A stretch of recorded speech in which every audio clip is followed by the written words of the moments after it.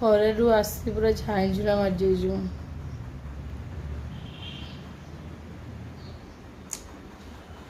ଅବସ୍ଥା ନାହିଁ, ମୁଣ୍ଡ ବୁଲଉଛି। ଆଉ କ'ଣ କହିଲେ,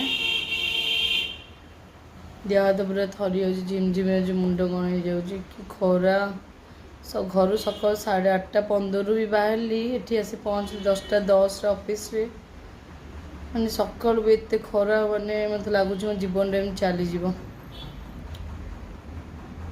ଜୀବନର ମାନେ ଯଦି ଏତେ କଷ୍ଟ, ଭଗବାନ ମୋତେ କାହିଁ ମଣିଷ ଜନ୍ମ ଦେଉଥିଲ। କଷ୍ଟ କରିବା ଗୋଟେ ଲିମିଟ୍ ଥାଏ, ସହିବାର ଗୋଟେ ଲିମିଟ୍ ଥାଏ।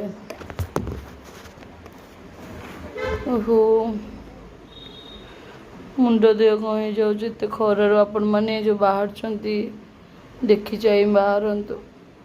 କାମ ଥିଲେ ବାହାରନ୍ତୁ, ନହେଲେ ଘରେ ରୁହନ୍ତୁ।